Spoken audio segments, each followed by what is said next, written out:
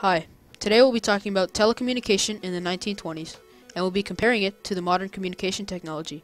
Telecommunication is communication at a distance by technological means, particularly based on electrical signals or electromagnetic waves. Telephone, radio, TV, and film all fall into this category.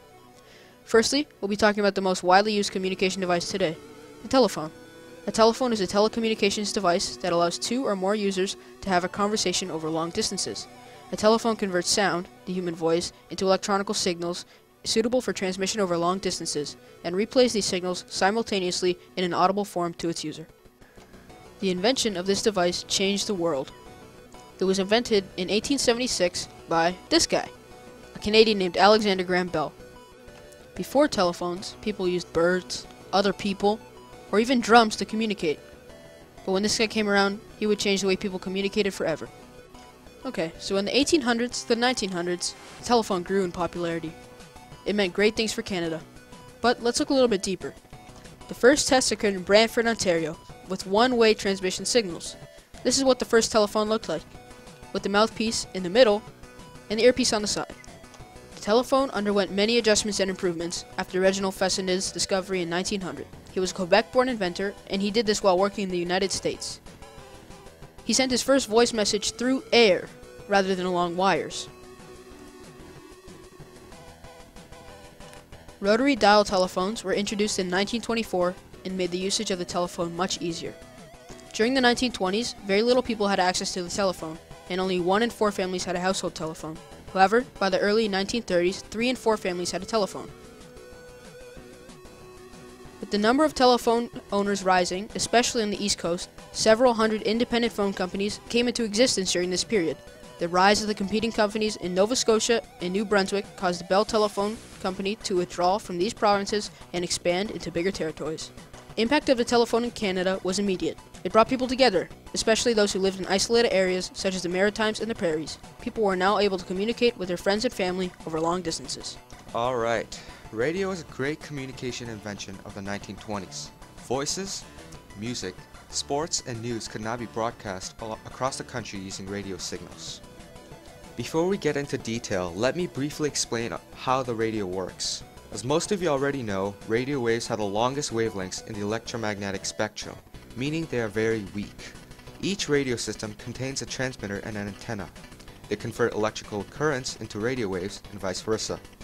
Information, such as sound, is carried by systematically changing some property of these waves, such as their amplitude or frequency. The information in the waves can then be extracted and transformed back into its original form. In the radio spectrum, there are FM and AM waves. In AM, the amplitude of the carrier signal increases and decreases as the base signal changes. AM radio signals will travel great distances, so a single transmitter can cover large areas. However, AM waves produce poor sound quality. This is why you hear buzzing noises when you're listening to AM radio. In FM radio, the frequency of the carrier signal increases and decreases to represent the change in voltage of the base signal. FM signals tend to offer better signal quality than AM, but the range is far less. Anyways, the history of radio began in 1901 when Guglielmo Marconi transmitted the first transatlantic radio signals from Cornwall to Newfoundland. The main business of radio at the time was maritime communication. When there was economic and military competition, the ability to communicate with ships at sea was very important. Thus, once it was clear that radio provided a viable means of communicating with vessels at sea, countries began to develop extensive coastal radio systems. The system of marine radio stations in Canada grew rapidly after this discovery.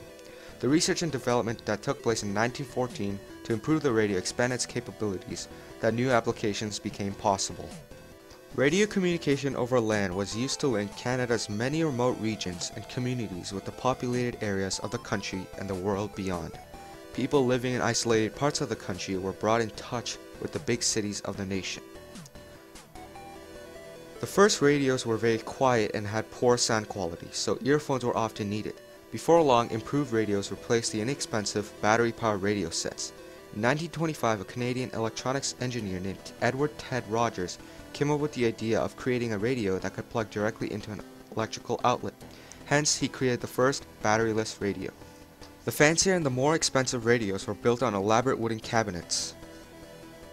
The invention of the radio brought the nation together and gave us a sense of Canada. There isn't much to talk about film and television in the 1920s, since it was very small and wasn't very popular. Although the film industry played a very small role in the 1920s and was centered in Hollywood, it is important for us to know the creation of the Canadian film industry. It all started in 1902 in Halifax, when the Bioscope Company produced a series of videos for the Canadian Pacific Railway to encourage British immigration to Canada.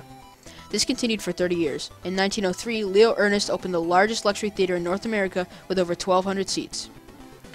Movies and film in the 1920s had no sound. It was the actor's job to keep the movie entertaining by exaggerating and overreacting from the camera. Since there was no audio in the movies, the actors had to use their bodies and faces. The film industry wasn't very big, and it was meant for the wealthy, completely different from what it is today. The storyline and effects were important in filmmaking, but the audience was very interested in the new and upcoming technology. Overall, film was a revolutionary technology in the 1920s that still needed much refining and evolution. Now, me and Junu will be talking about the modern age.